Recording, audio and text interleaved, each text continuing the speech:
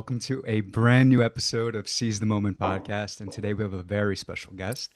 We have Jack Elhai. He's an acclaimed author and journalist whose writings have appeared in The Atlantic, Smithsonian, GQ, Wired, Scientific American, Discover, and many other publications. He has written several acclaimed books, including The Lobotomist, The Lost Brothers, and Face in the Mirror, translated into more than 20 languages worldwide. And his book, The Nazi and the Psychiatrist, inspired the major motion picture Nuremberg, which explores the psychological dimensions of the Nuremberg Trials. Jack, it's such a pleasure to have you on, and thank you for being with us today. It's wonderful to be on. I'm glad to be here. Thanks for the invite. Absolutely. Yeah. And so in the book, Jack wrote, by the early 1920s, Göring was a student at the University of Munich, where he first heard Adolf Hitler on a speaker soapbox. You've got to have bayonets to back up your threats, he remembered from Hitler's message. Well, that was what I wanted to hear. He wanted to build up a party that would make Germany strong and smash the Treaty of Versailles. Well, I said to myself, that's the party for me. Down with the Treaty of Versailles, goddammit, that's my meat. Uncertain of his career direction and bitter over the dismantling of Germany's armed forces, Göring devoured Hitler's mix of nationalism, anti-Semitism, and anti-communism.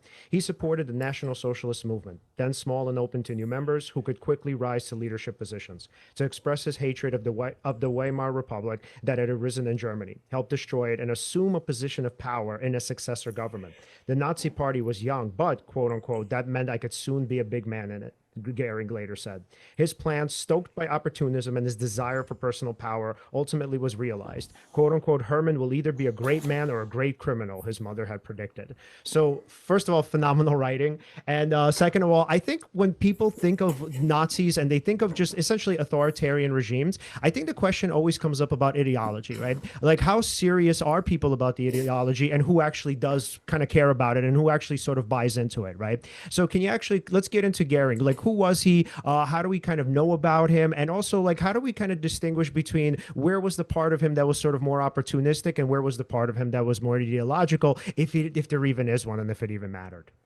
Well, in Hermann Göring's case, the breakdown was 99% opportunistic and maybe 1% ideological. This came out in the discussions that Göring had in his cell as he was awaiting trial in Nuremberg on charges of war crimes, crimes against humanity, crimes against peace, all the rest of it.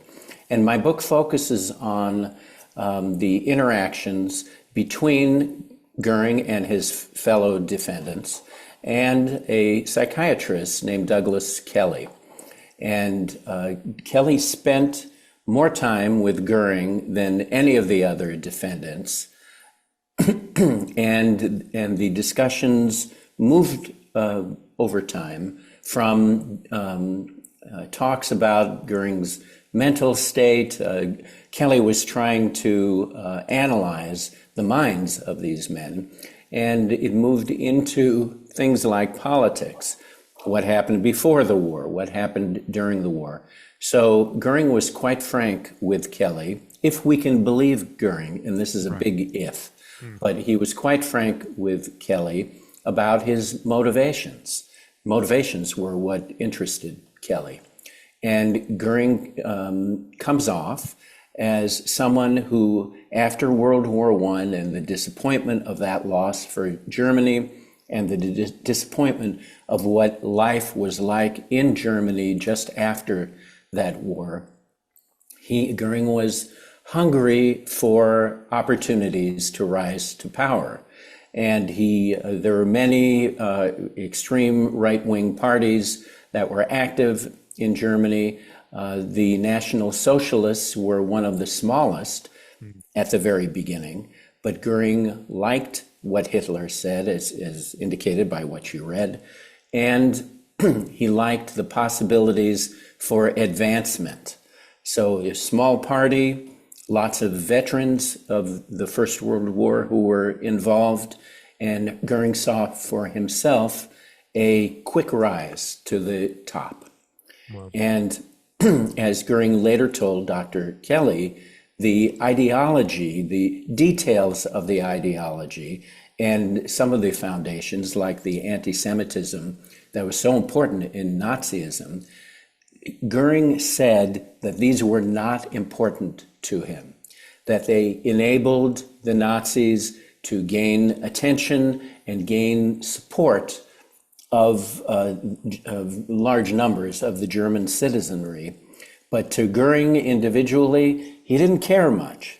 Now, that has to be taken with a block of salt, because Göring was, when he said these words, was about to embark on a defense in court, not only of his own life, but of all of the actions of his government from 1933 to 1945. So Dr. Kelley, however, concluded that Göring and many of his co-defendants were similar in that they were hardworking opportunists who wanted power most of all and were willing, as Kelley put it, to walk over the backs of half of their countrymen so that they could control the other half. Right. Yeah. You know, it's interesting that you said the term block of salt, right, instead of grain of salt. Now, I totally get that, because especially after having watched the movie, I distinctly remember that Kelley described Göring as a very charming man, albeit a narcissist and other sort of traits like that as well. I mean, it was hard, at least in the beginning of their relationship, to not see that Göring was kind of becoming very friendly with Douglas, right? And so when he said things like, I didn't know what Himmel was doing. I also, I found Hitler appealing because he made us feel German again, and things like that. It was hard not to almost believe him, right? But you had to know also that in his position, he could easily just be kind of manipulating Douglas, right? I mean, it's hard to know if these things that he said sometimes were not just for his own benefit or to kind of frame things in a way that if for example, there's no way that Göring didn't know that Kelley might be saying things to other people, like breaching doctor-patient confidentiality. Right. So maybe sometimes he would probably say things purposefully that would kind of make him seem more appealing and kind of help his case, because he might have had an inkling that this information was being released, to the defense, or rather to the prosecution. Right. Yes. One of the things that interested Dr. Kelley so much in Hermann Göring was this mix of kind of intoxicating qualities that Göring had. So on one hand, he was extremely intelligent. Kelley measured Göring's IQ at 138, which is very high. And he was charming. He was funny. He's self-deprecating at times. He told jokes about himself and even Hitler. But Kelley never lost sight of the fact that this man was very dangerous, and he had a dark side to his personality. Göring lacked a conscience. He lacked remorse about anything he had done. He lied. Right. So I would not characterize their interactions as friendly, exactly. Right. Maybe amicable, but they never became friends. What did happen, though, is that they each recognized in the other similar qualities, because Dr. Kelley was like this, too. He was highly intelligent. He was egotistical, always believed he was right. And he was a master manipulator, just like Göring was. And so they saw this in each other, and it was appealing. and they recognized that each was manipulating the other to get what they wanted. Kelley wanted insight into Göring's thinking.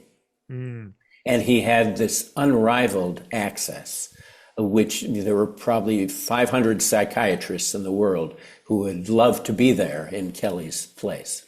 Right. And then Göring wanted at first closer contact with his own family, his wife and daughter, and so Kelley agreed to act as an intermediary to carry letters between Göring and his family. But also Göring was developing in his mind his defense. What is he going to say at the trial? What is he going to claim? And Kelley was a really valuable sounding board for that.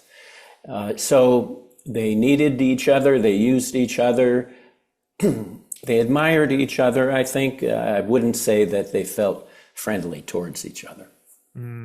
Something I have to point out. I just can't not point this out. So also while watching the movie, there's this one particular aspect of Kelley that stuck out to me. You mentioned master manipulator.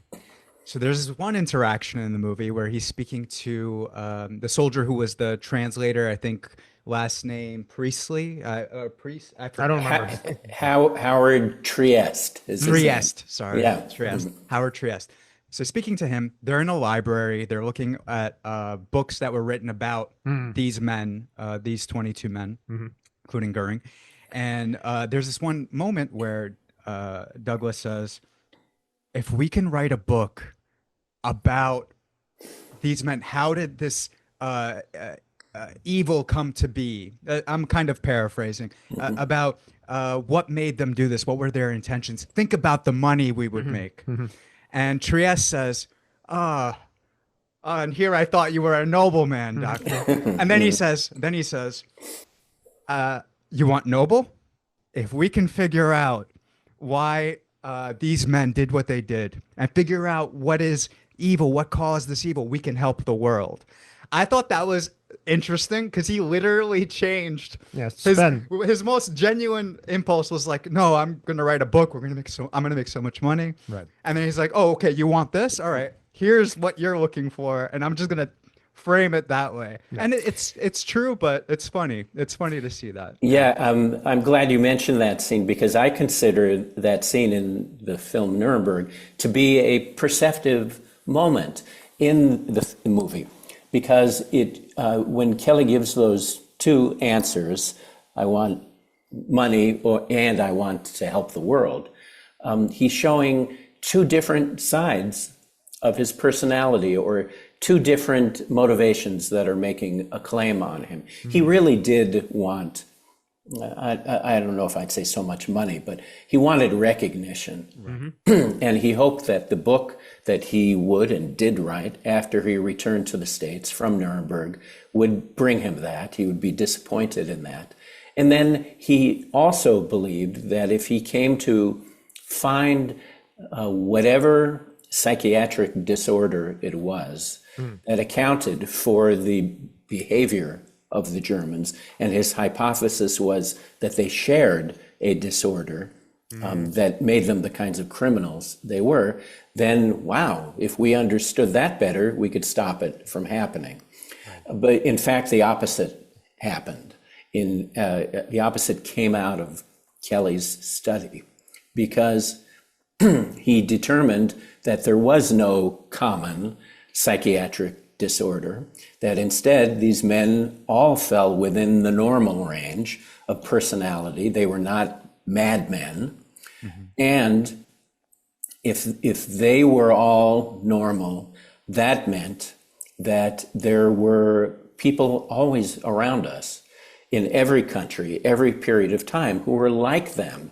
And that putting an end to this war and putting the Germans on trial in this series of 13 Nuremberg trials was not going to stop war crimes, crimes against humanity, crimes against peace, genocide. Right. It would keep happening. And that really upended Dr. Kelley's thinking and upended his faith in psychiatry as a lens to use to figure men like this out. If psychiatry couldn't explain them, then what could? Well, he came to believe that maybe criminology, more of a social science, could explain them. But that's really at the heart of what my book, and the movie are about. What have we learned from these men about the nature of evil acts and why people commit them? Oh, so great. Now going into criminology, this is what's so fascinating. So you have on one side of the ocean, you have Nazis and you have the proliferation of eugenics and these kind of ideas of human nature, right? And that's sort of, we're all kind of in some ways and in many ways distinct. And then, with criminology, it kind of is solidified somewhat scientifically, even though it's pseudoscience, right? Where you have like the ideas of Cesare Lombroso and the idea of the born criminal, and so many ideas, these ideas obviously proliferate in Nazi Germany. So what I would wonder is how in the world, maybe this is kind of an obvious answer, I don't know, but how in the world, okay, on the one hand, are we sort of, let's say, 1940s America, 1930s America, we're combating Nazi ideology, right, on the one hand, and we're saying, okay, this sort of, caricature of the Jewish man or the Jewish woman, kind of doesn't make sense, and, we can't generalize, yada, yada, but then you also have Dr. Kelley on the other hand, who's also like looking for born evil, right? They're looking for sort of these innate qualities that make one sort of, significantly distinct from like the masses and the bunch. How does that happen? How does he not see the contradiction in that? Well, first of all, I think Dr. Kelley was unusual among psychiatrists in being interested in questions like this. He was and it comes out in the film, he was an early proponent of the Rorschach inkblot test. And he believed that by asking subjects to interpret these cards with ink blots on them, abstract images, hearing what they said they saw on those cards, that he could interpret those responses and the way the subject responded to not only get insight into their mental states, but to actually diagnose them psychiatrically. So Kelley was an unusual, ambitious guy, and he went into his work at Nuremberg thinking that probably these men were monsters or had become monsters through their whatever disorder it was they suffered from. But that's not how he came out. He came out he came out understanding what was even worse, that they're not monsters, and that they're people who were normal and made choices. And that was even more frightening because, after this horrible war that lasted 6 years, so many tens of millions of people who died, the Holocaust, concentration camps, all of that, it wasn't going to end. There would be more of it. And that soaked into Dr. Kelley's thinking for all of the years after that until the end of his life. So how he reconciled the two, to go back to your original question, I don't know exactly. He didn't write about that, and I don't have insights into that. But what I can tell you is that he was an extraordinarily intelligent and dogged and insightful, stubborn psychiatrist. And he would examine all sides of the question and wasn't afraid to end up with a conclusion that was very different from the hypothesis that he came into it with. Is it possible to actually get into some of the specifics of how he humanized them? Like, how did he get from, okay, they're monsters to actually they're not, they're more like us? A lot of it was through the psychological testing that he did, not only the Rorschach test. He used another test called the thematic apperception test. It's similar, but not exactly the same IQ testing, but really it was mostly through interviewing. He spent hundreds of hours, not just with Göring, but with all of the others who were defendants in this first Nuremberg trial, and came to understandings of different kinds of all of them. There were two defendants that he really disliked.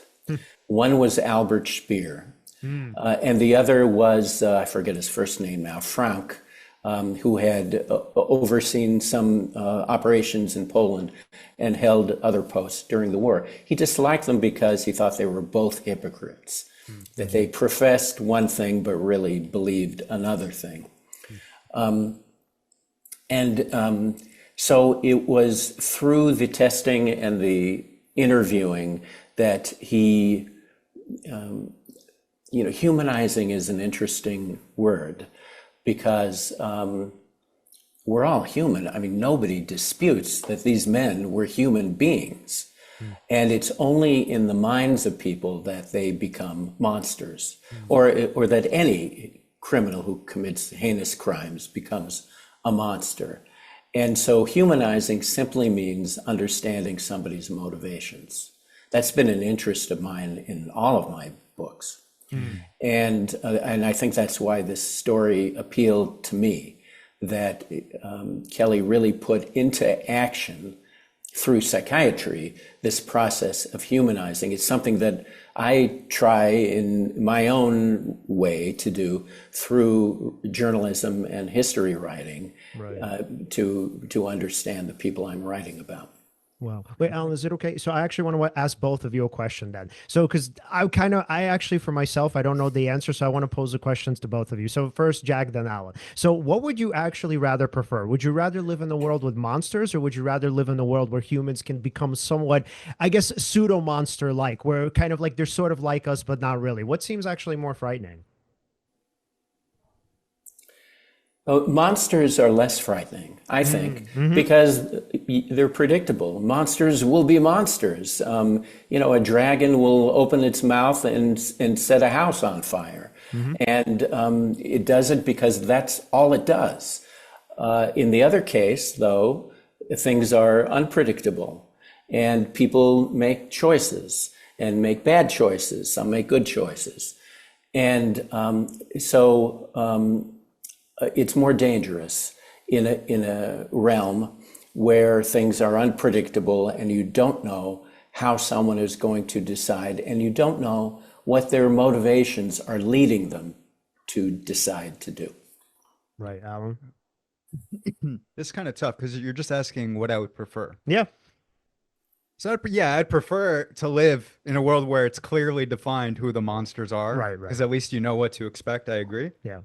However, I feel like the world we live in is the one with the pseudo monsters, because we're all capable of essentially really heinous acts. Right. And even if at one point or one moment you can show an incredibly beautiful side of yourself, or good side, or neutral, another situation may bring out from someone more of that evil, right? Or what we would characterize as evil. Right. So I don't know.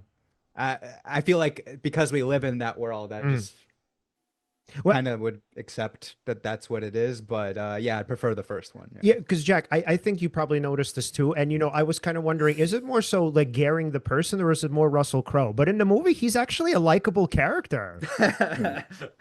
Göring was, to a degree, likable. As a prisoner, maybe less so as he was a part of the Nazi government. Right. But he was all of the guards' favorite prisoner. And because he was lighthearted and told jokes, and he gave them presents also. Right. So, I'm glad that Russell Crowe captured that, and that the director of the movie, James Vanderbilt, helped Russell Crowe capture that, because it's a really important aspect of Göring's personality. But then later on, in the second half of the film, where the trial is happening, and you see Göring on the stand, there are moments when he looks really frightening and ugly. Right. And there's this great scene with him where so it was right before the trial where essentially he's talking to Dr. Kelley and he tells him kind of like a little bit about his background, and he says, you know, like my father was a poor man, and then there was this other this Jewish man, this Jewish No, his uncle. Oh, that was his has a uncle. castle. Right. Yeah. So essentially, he lived with him, and the person essentially had sex with his wife periodically and whatever. And so, but the point is to say that you're looking at this and you're thinking like, okay, you understand where his ambitions come from. It's a very simplistic story, obviously, right? But it's one that's pretty like heart wrenching. And the thinking is like, I'm never going to allow this to happen to my family. What my father couldn't prevent happening to his. And so you're thinking like, okay, this kind of makes sense. His lust for power. It's like the villain story, you know, the villain origin story, right? Yes. His lust for power makes sense. But I think the sort of caution there is not to be sure not to A, oversimplify something like that, and then B, also not to excuse it based on something that causes and easily causes sympathy. And just something to add to that. This speaks to the charisma of Göring, or at least how he was portrayed in the movie. So honestly, that one line in regards to that story where he says, a man can be your ally, but it doesn't Right. mean that he's on your side. Not gonna lie, I heard that and I'm like, oh, that sounds good. Yeah. I mean, like I liked how that sounded. That sounded true. Right. And just because that sounded true, by the way, there's this thing. I don't know if it's official in psychology or in therapy. Sure. As a therapist, you can let me know. But there's this thing called pacing and leading, where somebody can, if they tell you something that sounds true or that is true, and then you yourself accept it to be true, then the other things that come from them must be true as well. At least that's something that it kind of goads you into thinking by accepting some of the things that they say is true. And so, you know, I hear that story and then I'm like, you know, maybe like if I didn't know the actual history, I'm thinking, oh, maybe he wasn't involved with the camp. Maybe he really didn't know what Himmel was doing. Right. Right. And Well, that's and- dangerous. This is part of the manipulation that we were talking about earlier. As you said, regarding therapists, Right. they manipulate, but there's such a thing as beneficial manipulation to help the patient along the path. I don't think Göring did much of that, but he was an expert at turning things around and leaving things out and putting things in to help whoever he's talking to walk in the direction that he wants. Kelley was good at that too. Right. And something I wanted to bring up Yeah, go for it. before. So I understand that Kelley's research wasn't well known because his book, it wasn't acclaimed, right? So it kind of got lost. I mean, we knew what we knew about the Nuremberg Trials in regards to history books and that, but his relationship to Göring and the other defendants was a largely untold story. I'm so curious that in regards to when you were researching your book, or prior to creating the book, how is it that you came upon his archived research? It was an accident of fate. I had earlier written another book titled The Lobotomist about another psychiatrist. And while researching that book, I had access to the first psychiatrist's memoirs and notes and things like that. And I read an account that the lobotomy psychiatrist wrote about going to the 1938 conference of the American Psychiatric Association. And there he met a fellow psychiatrist who really interested him. This was Douglas Kelley. And what interested him so much about Kelley was that Kelley was there at the conference not to present a paper or give a talk. He was there to give a magic show. And Wow. and so, you know, that's a brave thing to do. I would think that a crowd of psychiatrists would be a tough audience for a magic show.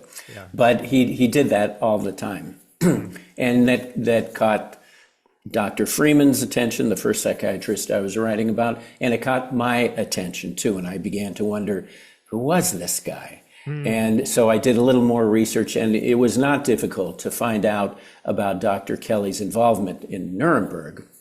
But what was difficult was finding out what happened to Dr. Kelley's papers and records. Were they anywhere? I checked in some of the most likely archives. They didn't have much or anything.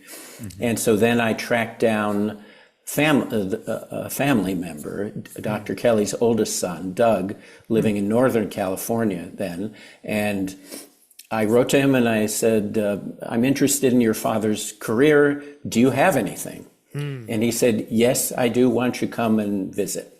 So I visited, and I was hoping, I think that maybe Doug would have a scrapbook or a photo album or a couple of file folders or something like that. But when I got to his house, he had dragged up from his basement 15 banker's boxes of stuff. And this was all stuff that Dr. Kelley had come back to Nuremberg, from Nuremberg with. Wow. And had not been seen by anyone outside the Kelley family for more than 60 years at that point. So I started going through it. And the first thing I saw when I opened the first box was this glass vial. And it was filled with pills. And it was labeled Hermann Göring's paracodeine tablets. Wow. And I didn't know what that meant then. I didn't know that Göring had come to Nuremberg addicted to this narcotic, paracodeine. But it gave me an eerie feeling. It made me feel like there's probably very interesting stuff here, and it could maybe be the foundation of an intriguing book. Right. And it was. Wow. So interestingly, right? So I think from like a popular perspective, especially just because of the proliferation on articles about narcissism and sort of, is your partner narcissistic, the red flags to look out for, et cetera, right? The way we usually think about narcissism is sort of like, they're kind of, I guess, caricatures of whatnot, or they're very monster-like, right? And so I would wonder if with somebody like Dr. Kelley, right, who actually diagnosed him, at least in the film, fairly early on with narcissism, why did he form such a bond with him, right? So outside of just like the clinical aspect where, I mean, it wasn't really about treatment, it was more about testing. But outside of that aspect, right? So he decided to deliver letters for him. He had somewhat of a, again, amicable relationship with him. So how did that happen? How was it that for him, at least, from what you know, how was it that sort of the narcissism in itself didn't didn't kind of disallow him to see the human in him, in Göring? I don't think the narcissism that he found in Göring really entered his mind much, Kelley's mind much. Wow. When he was deciding, what kind of relationship am I going to have with this guy. I think Kelley was, his vision was bound by what he wanted, which was to have a lot of time with Göring, a lot of conversations, and to be able to go home and write his book, not just about Göring, but about the other defendants too. And so that is what I think made it happen. But I should also mention that Kelley's diagnosis of narcissism for Göring came directly out of the Rorschach inkblot tests, that Göring's responses were all centered inward. They were not about the outside world. It was all about things taking place within Göring. Wow. And I don't think any psychiatrist now would use this test to actually make a diagnosis like that. But back in 1945, it was an acceptable thing to do, and Kelley did it all the time. And just because it wouldn't be done now doesn't mean it wasn't a perceptive insight back then. So that's how the narcissism diagnosis happened. Right. And it stands to reason that, looking at least at Rorschach ink blots, when somebody's saying what they see there, they're probably projecting something onto the image. And so because Kelley noticed that he's saying things like, I see an army of Valkyries, and like things that like were very appealing to Göring. I mean, and other sorts of answers as well. I would say it's not bad for the time, right? I mean, what would a psychiatrist or a therapist do now to assess Oh if no, so someone's narcissistic yeah, or so not? there are legitimate personality tests. So, and I guess the idea with the Rorschach test, like it's like if you want to kind of use it and the patient is willing to pay for something like that, I guess it's okay. But the thing is, first of all, insurance companies would never reimburse it. Number one, and number two is they're more accurate tests now for narcissism. Again, personality exams. But wait, but Jack, I do have a question then. Is there, and the answer is probably no, but I still want to ask, is there any data about the specifics, like what Gering's answers actually were? Oh yeah, Oh, wow. we have transcripts of the sessions, the Rorschach testing sessions, thanks to in part to Howie Trieste, who was there and was translating for a lot of these. So so we have the records of the sessions. So that includes Göring's or all of the defendants' responses and whatever comments Kelley made at the time. And then years later, several other psychiatrists reviewed Kelley's determinations about these men based on the Rorschach. So they reviewed the Rorschach information too, and agreed, for the most part, with Kelley's findings. Wow. And would you happen to tell us, or can you tell us some of the stuff that actually came up? Like what sort of answers did he have? Off the top of my head, I cannot remember. They're in my book. Oh, I got you. The exact things that that Göring and the others responded. As you might remember in the movie, a lot of the responses of one of the defendants, Julius Streicher, were all sexual. And so, that tells you something about him. But I don't specifically remember what the responses were. Yeah, Stryker just kept seeing vagina, vagina. Right. At the end, Jewish vagina. Right. That was Right. whatever. And I'm not sure if that was meant to be funny or not, but I kind of laughed. I don't know. I have a Jewish background, so yeah, I don't know. Maybe it's okay. I laughed, but whatever. Yeah. But moving forward, sorry. I guess what I want to ask is, what kind of ethical dilemmas did Kelley face as he started to have this sort of psychological and emotional rapport with the defendants? Yeah. Yeah, this was a serious problem for Kelley.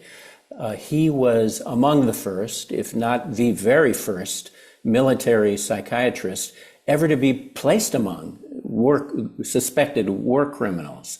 So there were a lot of questions, open-ended questions about who is Kelley responsible to here? He was treating many of these men as patients, not just as a psychiatrist would, but tending to some of their physical needs too. Right. So there's that. There's the traditional doctor-patient relationship. But also, he was brought to Nuremberg by the International Military Tribunal. So was he responsible to the court? And he also provided information to the prosecution. Was he responsible to the prosecution? He was an officer in the U.S. Army. Was he responsible to the military? So it was really very confused.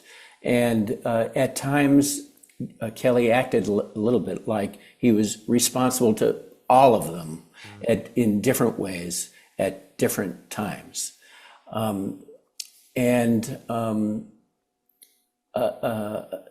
was the main ethical problem that Kelley encountered when the defendants told him about their psychiatric or even physical ailments.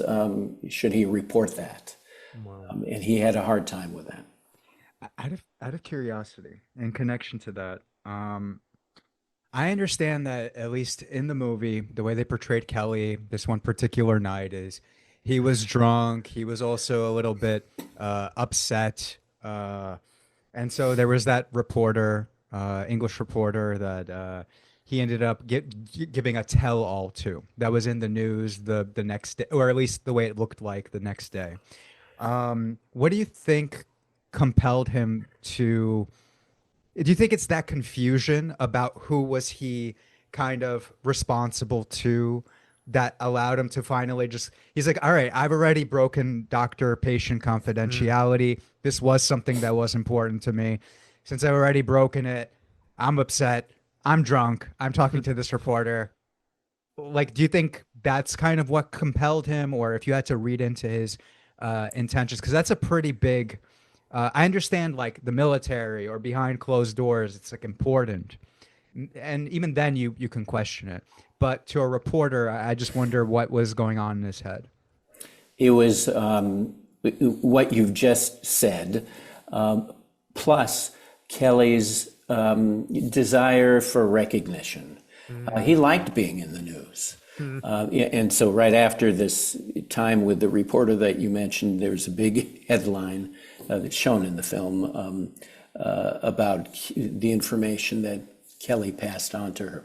But I should mention that although I think the movie is essentially factual and even mostly factual, that scene with the reporter was not factual. That's an invented scene, and the reporter is an invented character. When after the first time I saw the film in September 2025, I made a phone call to this son, Doug Kelley, to tell him about two things in the film that I thought might upset him. And one was this scene. Kelley did reveal information to a reporter, and it made the headlines.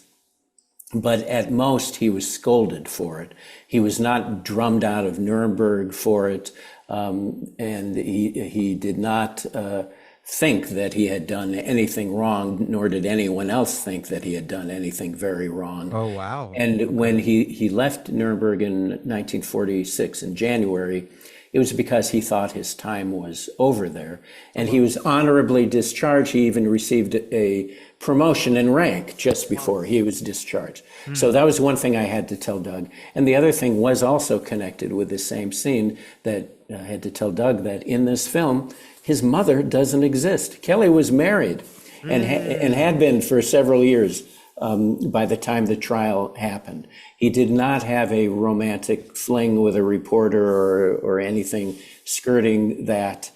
He didn't have this kind of relationship with any reporter. So I told that to Doug, and I think he was glad I did. And he saw the film later on, and he was able to accept that and still like the film. That's great. First of all, wow, that's so good to know, because I really did seriously think he was dishonorably discharged. Yeah, And he there was was not. nothing at the end of the movie that lets you know that, oh, okay, because of him staying for the trial and giving some extra information to the Supreme Court justice, that, it created a more amicable relationship. Like it brought back his relationship with the army. There was nothing really. There was a little nod to that, but nothing official. So I actually thought he was dishonorably discharged. And then when you find out at the end of the movie that he later committed, he didn't receive a claim. He committed suicide also with a cyanide pill, same way as Göring. I don't know. It's great to know. It felt like a inside, right? Like it felt like a little bit. It was like, oh my God, it's like a slippery slope. Like one terrible thing happened and another, and then he killed himself, and you're like, oh my God, yeah. I guess for story writing, for the movie, it works. But Right. It's more complicated than that. And it's also, I think, an important distinction that the movie spans about a year of time. My book spans 45 years, Kelley's entire life. And so a good part of the end section of my book is about Kelley's decline and why it happened. It had nothing to do with the way he left the military. It was more about his professional disappointments, and he became an alcoholic, and he had marital problems, and felt that he was not only disregarded, not sufficiently regarded for his accomplishments, but also that he was persecuted during the McCarthy era for supposed communist sympathizing, which he was. He was not a communist. But it was all of that coming together, making him very depressed and suicidal in the end. Wow, because it's so interesting. Because there's this scene toward the end of the movie where, so as this kind of story goes, you feel like kind of both men sort of understand each other and find sympathy in each other and empathy for each other because they're both preoccupied with greatness and becoming great, obviously. And there's this great scene where Russell Crowe, Göring tells him essentially, he says, I was kind of wrong about you. You're right. You're never going to be great. You're kind of like a loser, right? And you know that, right? You know that deep inside. You know that I'm the great man, right? But there's this kind of sense that Kelley kind of makes peace with that, right? That there's a part of him that says that, at least you again infer it from that he thinks that there are bigger considerations, right? That there's a sort of more communal aspect to it that matters more than his individual greatness, and then he walks away thinking probably I did the right thing, right? Maybe nothing's certain, but you get the sense that he has this sort of greater good in mind, right? But interestingly enough, now that you say that, I guess I wonder, first of all, I wonder how legitimate that scene was, whether that was based in reality, and also I wondered then, I wonder if he had those considerations, thinking okay, even though individually maybe I didn't sort of get to the pinnacle or plateau or the area that I wanted to, fundamentally this kind of all mattered because at the end of the day, right, this sort of fed this sort of I guess defense against the proliferation of Nazi ideology. Right. Despite his own need for acclaim, Kelley was a principled man. And he made it his mission when he returned to the U.S. to warn about the possibility of fascism or something a lot like it arising in this country. And he believed he saw it happening. He had come back to the U.S. with changed eyes. So upon his return, he saw all of the politicking going on in the South, this segregationist politics. He saw that as quite similar to what he had heard from these men in Nuremberg. Wow. And he really devoted himself to spreading the word about that. And he believed he developed a plan to keep America's democracy safe that involved changing our educational systems to teach critical thinking instead of emotional responding. Mm-hmm. And he was against efforts, even back then, to restrict voting, even among entitled voters who, especially in the South, who were seeing roadblocks placed in front of them before they could cast their ballots. And then he also believed that all political candidates should undergo a mandatory psychiatric evaluation before being allowed to run for office. Wow. So that was his plan, and none of that involved glorifying himself. It was a lot on principle. What do you think about his plans? Like, for example, that sounds amazing. Like, to me, I think classes at an early age teaching about critical thinking, the fact that we project sometimes what we think, sometimes we're biased. What are the biases? Right. Like that sort of thing. What did you think of the things that he wanted to do? I think if we had followed Kelley's advice back then and continued the program, we wouldn't be where we are now. Right. That elections would happen, would end up differently. Candidates would run different kinds of campaigns, and we would see a lot more public service and leadership among our top people in politics than we do now, instead of desire for power, retribution, all of these things that we're seeing. I think it's a tall order. Why should anybody have listened to Douglas Kelley? And could we ever make critical thinking a center point of the American educational system? It's hard to believe, but had it happened, it would have made a huge difference. Yeah, and it's just so fucking sad to think that that's the way he felt about himself based on all of this. Yeah. Well, the movie doesn't get into it at all, or any of his life before the end of the war, but Kelley grew up in a dark family.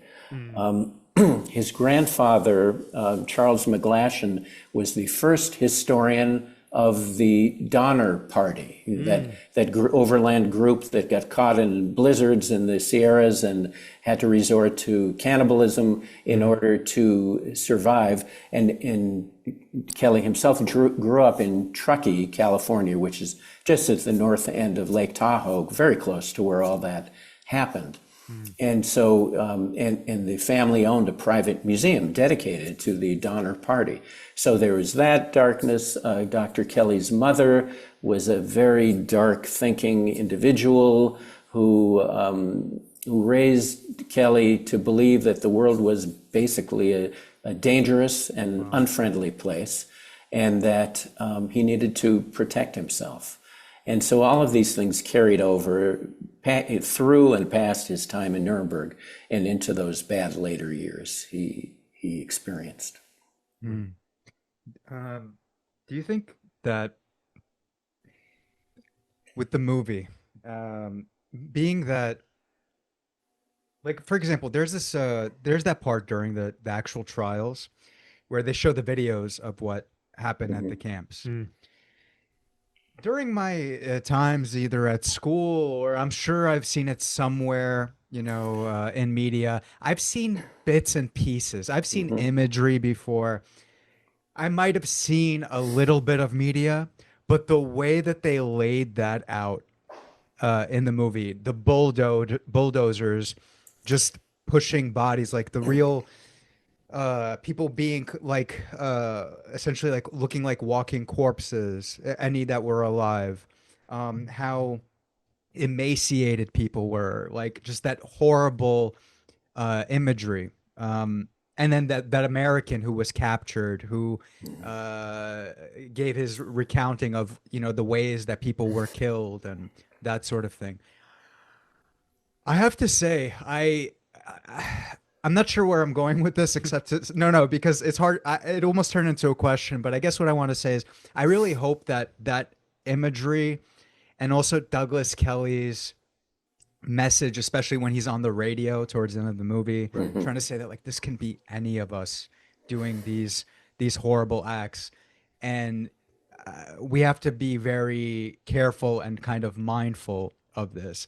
I'm hoping that the popularity of the movie and the amount of eyes that saw it at least reignites that that caution in us, I guess. What can I add to that? Please, So yeah. interesting, right? So because what I think the movie does is it shows that sort of that kind of inflection point that at this point, fortunately for us, we haven't really gone to or we haven't hit, So because I think at this point for many people, like, so the thing is, as I'm sure people know, like MAGA isn't really taking seriously, nor do unfortunately for the people kind of involved. A lot of times they don't even take much of anything seriously, right? So what's so great about the movie is it's a stark contrast from where we are now, but it's also sort of foreboding in a way because it shows the tipping point of fascism and where it could go. Right. Go ahead. Right. So you mentioned earlier that Douglas Kelley saw parallels between Nazi or what happened essentially with World War II and the Nazis. He saw parallels with segregation, right? Do you think there are some parallels with maybe this situation that at least that we have with illegal immigration? I don't know why. Just all of it, honestly, and just all of it. No, there are more, but it's interesting how you see the growth there, like the things that happen step by step. At first, it was speeches, right, regarding illegal immigrants, like they're the ones who changed the voting. This is how you got this president before, and da da da. Right. And then it's like, okay, Trump comes in. And it's like, okay. ICE, right?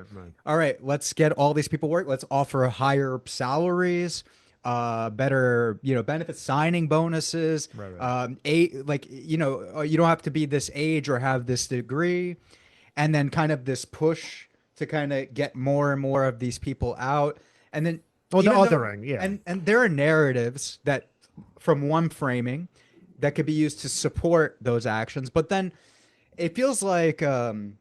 From another perspective, you could look at this and just start to kind of think about it as if this could be kind of stoking hatred towards Right, These right. people, like they're, and also we don't like research every single case. Right, right. Like there might be people who have lived here for years, or their children were born here, but maybe they're illegal. Sure. But then, But I think, by the way, things like that I think happen. you're getting into something specific, right? Because Right. Nazis weren't concerned with specifics. They didn't really care about truth. They cared about broad strokes, right? These Yeah, big yeah. If you're ideologies. for, like your grandparents, four of them were Right. Jewish or something like Yeah. that, you're considered Jewish, even if you're a Christian or born, Right. like whatever, that kind of thing. Right. So, Jack, your thoughts? It's personally an interesting question to me because when I wrote the book, remember it was published back in 2013. Right. This is the middle of the second Obama administration. So Good times. at that time, people, right-wing extremists, were on the fringes, or so it seemed to me. I the didn't time, for sure. consider them an immediate threat, but here we are 12 years, 13 years later, and they're at the center of political activity, and it seems much more pertinent.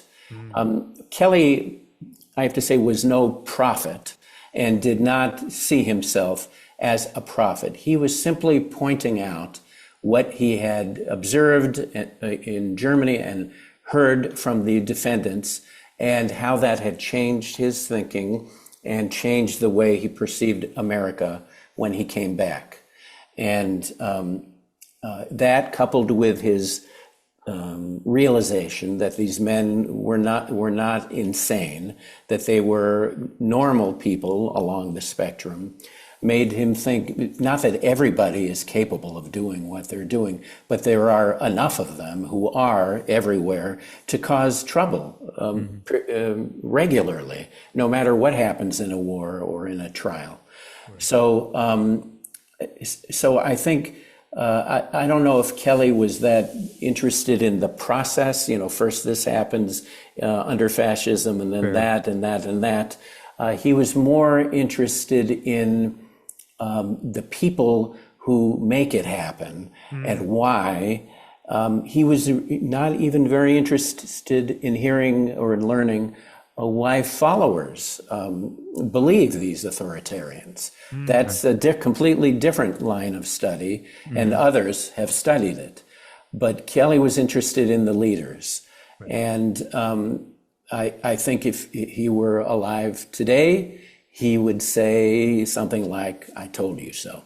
Wow. Yeah, and I think what to me is so scary is the unseriousness of, if you would even call it at that time, the scholarship there. And I think fundamentally that's sort of what MAGA is. There's sort of these, the proliferation of all of these ideas that fundamentally just are pretty ad hoc, right? And kind of put together haphazardly. And people take them seriously. You see this with Facebook, with Twitter, and I mean, they just spread and spread, and nobody really seems to care, right? And that's kind of the foundation of Nazi ideology. It's like, we're going to kind of tell you something that sounds nice and feels like it makes sense, and we're going to find a scapegoat for all of you in the process.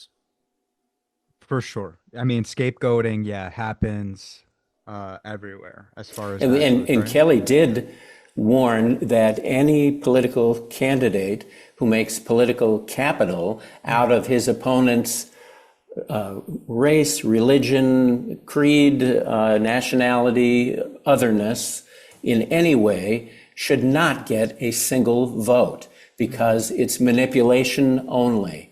It's a form of opportunism. Wow. Jack, just for fun, I actually didn't think I was gonna go into this direction, but what do you it's not that crazy of a direction, but so I noticed that like usually these people, like we just mentioned scapegoating, right? So Jews were scapegoated by the Nazis, other groups as well. And then other kind of cultures do that too, and they other people, right? What do you? It'd be interesting if we did do those, let's say, critical thinking kind of classes, and maybe we scapegoated something like, quote unquote, the ego, right? Like, wouldn't that be interesting? Like, that side of us that kind of really marries a viewpoint or a belief, that kind of dangerous side that, if nurtured, can make you do horrible things. Not that ego altogether is a bad thing, but arguably that is also the source of. Dude, that's got to be the quote of the year. Scapegoat the ego instead. I love it. I That's mean, got to be the quote of the I year. mean, yeah, somebody should write a book, Scapegoat. Yeah, instead of being racist, just scapegoat your ego. I have to admit I react badly to that phrase "scapegoat the ego" because the ego is, whatever bad things it does, it's responsible for a lot of admirable things. It's what makes many artists create, and many authors write books, and a lot of things that we admire. I would hate to see that go. I love it. Yeah, that is true. Yeah. I can't argue that because you could probably, yeah, imagine there was somebody who's like, oh, super spiritual. And they're like, yeah, the ego is the cause of everything bad. You remove ego, then it's a boring world, right? I think there have been stories written about that as well. Right, so, right. Yeah, but that's a different conversation. So Jack, as we begin to wrap up, so if there was one, like, let's say either overarching message or one important message that you would want to be taken from your book, what would it be? Well, we have discussed, there are two messages that I think are important. We've already discussed one, which is Kelley's idea, which I believe too, that people with authoritarian desires or tendencies are always around us, and that we need to be prepared for their periodic resurgence. But another is that this trial, that the book and the movie are both about, came about through international cooperation. The Allies came together and said, we're not going to just shoot these guys. We're going to have a trial and give them the chance to offer a defense and judges and all of the accoutrements of a real trial. It wasn't a perfect trial, but it hadn't been done before, that an international group put suspected war criminals on trial. Now here we are 80 years later, and our country, which was one of the prime movers of that international effort at Nuremberg, doesn't do that anymore. We oppose the efforts of the International Criminal Court and similar bodies. We don't follow their rulings. We don't recognize them. We even sanction the judges who have come to those decisions. And to me, that's a huge disappointment in a policy change that the United States has made. I would love us to return more to where we were in 1945. Wow. I love that. Okay, that is such a great point to end it on. Alan, final questions for Jack before we wrap up. First, a comment. I'm buying the book immediately. And then second, yes, the question, of course, if we wanted to follow you, follow your work, and of course, buy the book, where can we do that? Well, to follow me, the starting point would be my website, elhai.com, el-hai.com. I'm also active on some social media, on Blue Sky and X and Threads, mainly, also in Instagram. And then to buy the book, it's hard to find in bookstores because it was first published in 2013, and many bookstores have not restocked it. So the online booksellers like bookshop.org and Amazon and bn.com are the most reliable places to get it. And it may be in your local library. I hope the Nazi and the Psychiatrist is there, but those are how you'll find the book. Okay, so Jack, two things. Number one, this conversation was incredibly powerful. And number two, I've been a fan of your work since I first watched The Lobotomist in my abnormal psych class back in 2011, man. Yeah, well, thank you. Yeah, so The Lobotomist was made into an American Experience PBS documentary, and I like that for the same reasons, that it exposed countless more people than would ever read my book to these ideas, and to get them thinking about, what's right and what's wrong about psychiatric surgery. So thank you for mentioning that. Absolutely. Jack, thank you again so much for this. This was excellent. Absolutely. Well, thank you. I enjoyed your questions too. Absolutely. Talk to you soon. Take care. Okay. Bye-bye. That was awesome. Yeah. So Everyone, of course, if you'd like to follow us, you can follow us at Seize the Moment Podcast on Facebook and on Instagram. On X, we're at Seize_podcast. Like, subscribe, Hit hit the the bell bell on on YouTube. YouTube. And again, thank you so much for watching and see you next time.